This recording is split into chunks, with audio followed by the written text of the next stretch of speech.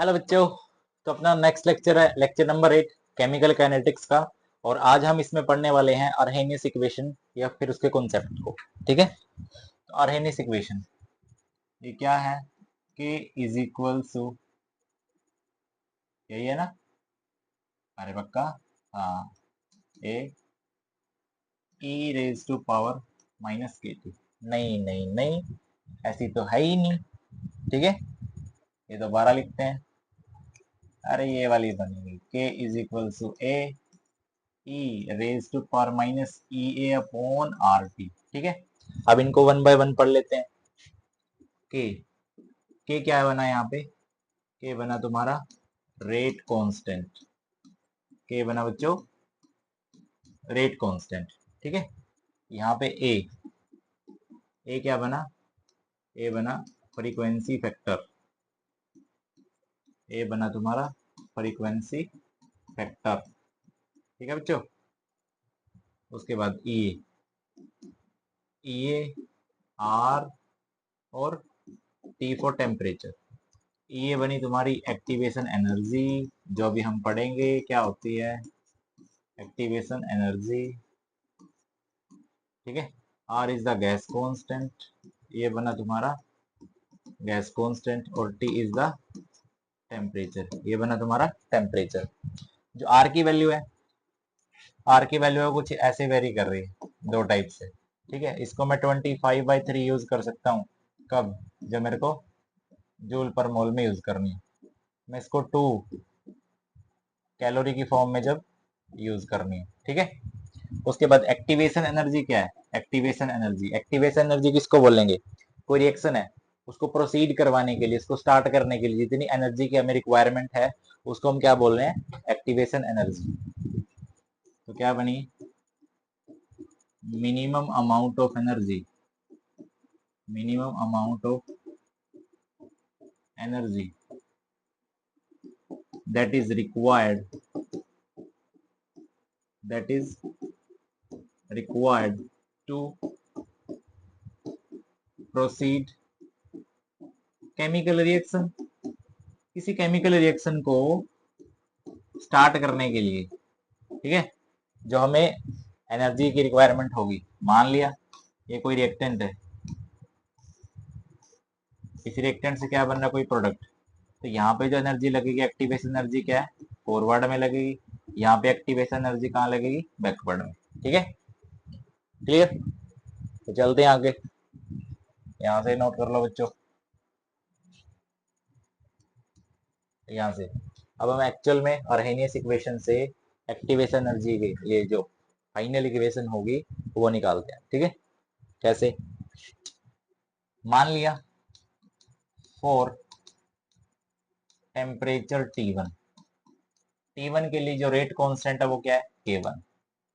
For temperature T2, T2 के लिए क्या है rate constant? That is K2। ठीक है, तो यहाँ से मैं क्या लिख सकता हूँ? K इज इक्वल टू, इस इक्वेशन से निकाल लूंगा मैं, ये अपॉन आर टी। ठीक है, यहाँ से इक्वेशन फर्स्ट बना लूं, पक्का? तो क्या बनी? K1, K1 क्या बनी? A E minus E upon R T1। ठीक है, इक्वेशन नंबर ये फर्स्ट बनी है। सेकंड यहाँ से बना लो, K2 इज इक्वल टू ए, इसकी पावर आर T2। ठीक है, इधर T2 बनी, क्योंकि मैंने क्या बोला? T2 टेम्परेचर पे जो रेट कांस्टेंट है वो क्या है? 2 है। अब मैं सेकंड को फर्स्ट से डिवाइड कर दो, on dividing, on dividing second by first. Second को फर्स्ट से डिवाइड कर दो, सेकंड वाली क्या है? K2 अपॉन K1, इसकी वैल्यू क्या आएगी? ए ई माइनस ये अपॉन आर T1 अपॉन ए ई, इसकी पावर ये अपॉन आर T2 बच्चों, 2, इससे कैंसल। ठीक है, अब क्या होगा? अब क्या होगा बच्चों? अब देखो यहाँ से क्या बना। अब इसको मैं क्या कर रहा हूँ? मैं एलन में लेके जा रहा हूँ, या फिर मैं लॉग में लेके जा रहा हूँ। ठीक है, सीधा ही एलन में क्या बना? L N K2 upon K1। इधर क्या बना, ln e क्या बना, 1/T1 माइनस 1/T2, यही बना ना। अगर मैं इसको लॉग में चेंज करना चाहूं, अगर मैं इसको लॉग में चेंज करना चाहूं तो 2.303 से मल्टीप्लाई कर दो, ठीक है। तो क्या बनी final equation, log k2/k1 is equals, log तो रहने दो, ए अपॉन, अरे भाई इधर आर भी आएगा, ठीक है। तो क्या बना 2.3 into R 1/T1 minus 1/T2, this is the final equation. यानी कि मैं यहाँ से क्या बोल सकता हूँ, इसको हम ऐसे भी रिप्रेजेंट कर सकते हैं, log k2/k1 is equals A upon 2.3 into R, ठीक है। इसका एलसीएम कितना आया, अरे कितना आया, T2 T1, तो क्या बना टी, पक्का T2 माइनस T1, सही बात है, ठीक है। तो ये फाइनल इक्वेशन है, ये जो हमें याद रखनी है, ठीक है। न्यूमेरिकल इससे भी होगा क्योंकि टेम्परेचर की वैल्यू देंगे, एक्टिवेशन एनर्जी की देंगे, आर गैस कांस्टेंट है, कंडीशन दे देंगे, वैल्यू हमें पता ही है, ठीक है। यहाँ से हम क्या निकाल सकते हैं, K2 K1 की वैल्यू, या फिर कोई भी फैक्टर किसी भी उससे निकाल सकते हैं, ठीक है। तो बच्चों इसमें हम नेक्स्ट चल रहे हैं, अब यहाँ तक क्लियर, अगर यहाँ तक क्लियर तो अब हम चल रहे हैं इसके ग्राफिकल सेक्शन पे।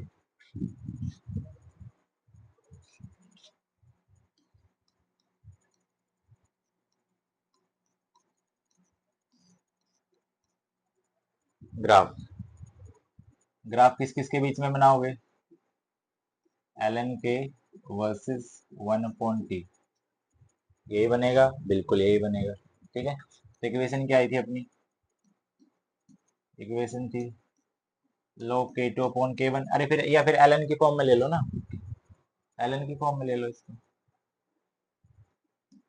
ln k2/k1 ln A upon R 1/T1 minus 1/T2, ठीक है।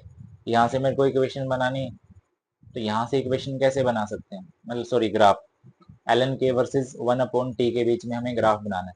तो हम इसकी बजाय डायरेक्ट अगर ग्राफ यहाँ से निकाल देता हूँ, हम इसकी बजाय ग्राफ अगर यहाँ से निकाल देता हूँ, k is equal to E, sorry A E इसकी power minus E upon R T, ठीक है। दोनों साइड ln कर दो, ln K is equal to ln A, ठीक है, ये हुआ खत्म, minus E upon R T, ठीक है। तो इसको मैं थोड़ा सा मॉडिफाई करके लिख रहा हूँ, ln K is equal to minus E upon R T, इधर क्या बना प्लस ln ए।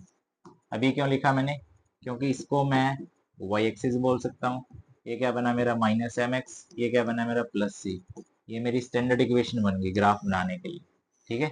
इसलिए मैंने इसको ऐसे लिखा है। तो इसके लिए ग्राफ कुछ किस टाइप से आएगा, ग्राफ कुछ इस टाइप से आएगा, ग्राफ तो ln के वर्सेस 1/t के बारे में पूछा है ना, तो इधर कौन है ln के, इधर कौन है 1/t, ठीक है। ध्यान से देखो, ln के 1/t, अब स्लोप नेगेटिव जा रहा है, ठीक है, स्लोप नेगेटिव जा रहा है तो ऐसे जाएगा।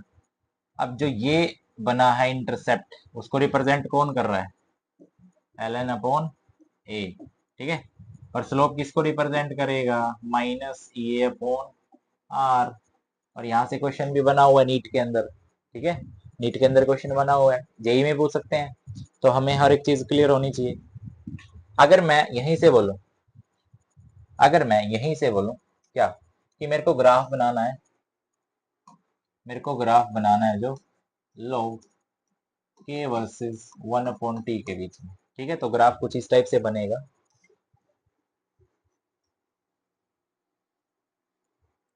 देखो इस इक्वेशन को हमने ln की फॉर्म में लिखा था, ln a minus A upon R T, ठीक है। इसको मैं log में चेंज कर दूं 2.3 log K is equal to 2.3 log a minus A upon 2.3 R, clear, clear, पक्का क्लियर। अब क्या करूं मैं, अब देखो हर जगह 2.3 है, मैं क्या करूंगा 2.3 को खत्म करने के लिए 2.3 से डिवाइड कर दूं, पक्का, पक्का कर दूं। अरे कर दिया ना। क्यों किया, देखो यहाँ पे भी 2.3 है, यहाँ पे भी 2.3, यहाँ पे भी 2.3, इससे कैंसिल, इससे कैंसिल, ठीक है। बचा कौन, वो बचा। तो मेरा इक्वेशन क्या बनी, log k is equals log a minus A upon 2.3 are T, ठीक है। यहां से ये वाली इक्वेशन आई है जो फाइनल आई है। अब इसको मैं क्या लिख सकता हूँ, इसको तुम बोल दो y, इसको तुम बोल दो माइनस एम एक्स, और ये क्या बना तुम्हारा प्लस सी, ठीक है। इसके अकॉर्डिंग देख लो। तो जो मेरा ग्राफ है 1/t के बीच में है ना, हाँ। और इसको साफ कर देते हैं यहाँ से, ऐसे ऐसे ऐसे, इसको साफ कर देते हैं यहाँ से, ऐसे ऐसे ऐसे। देखो log k वर्सेस 1/t, ठीक है। स्लोप कैसा आ रहा है, नेगेटिव आ रहा है, तो किसको रिप्रेजेंट कर रहा है, माइनस ए अपॉन 2.3 आर को। इंटरसेप्ट क्या बन रहा है इसका, इंटरसेप्ट बन रहा है इसका log a, ठीक है। तो ये इसका बना है फाइनल ग्राफ, ठीक है, log के फॉर्म में। अगर देखो, अगर यहीं से क्या कर रहा है, या फिर इसको दूसरे लेक्चर में बताएं, टेम्परेचर कोफिशिएंट की मैं बात कर रहा हूँ, इसमें बताते हैं। तो नेक्स्ट हम चल रहे हैं, बच्चों, टेम्परेचर कोफिशिएंट। टेम्परेचर कोफिशिएंट, इसको मैं इससे डिनोट करता हूं। देखो एक्सपेरिमेंटली ऑब्जर्व किया गया, एक्सपेरिमेंटली ऑब्जर्व किया गया, अगर हम क्या कर रहे हैं, एवरी 10 डिग्री सेल्सियस, अरे भाई इसका every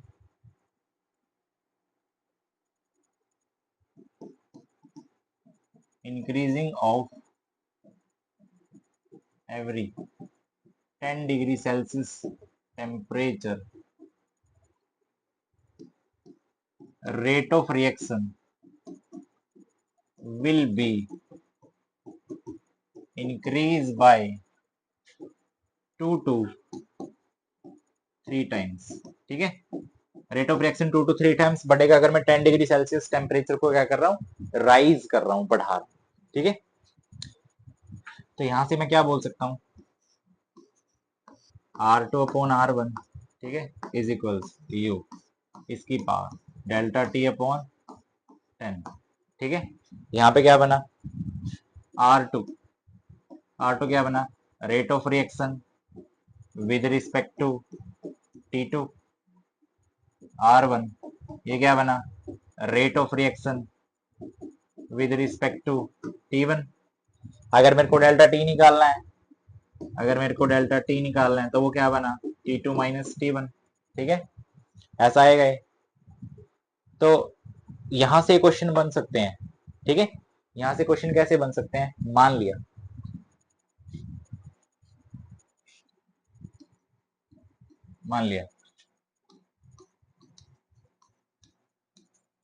if we have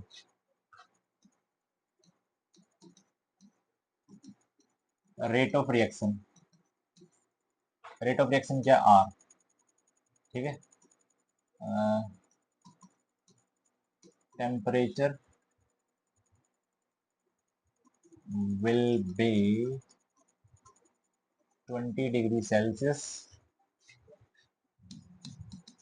for R and calculate the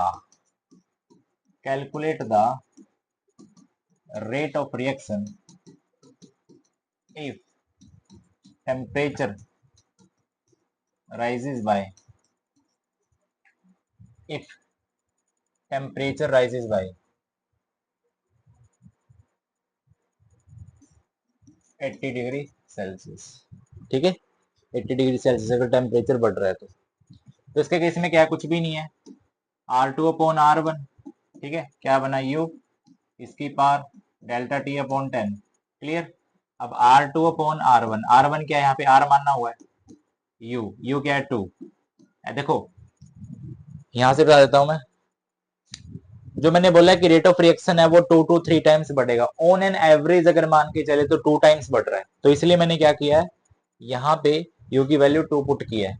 अब डेल्टा टी कितना हुआ, 80 माइनस 20 डिग्री सेल्सियस तो कितना हुआ, 60 डिग्री सेल्सियस, ठीक है।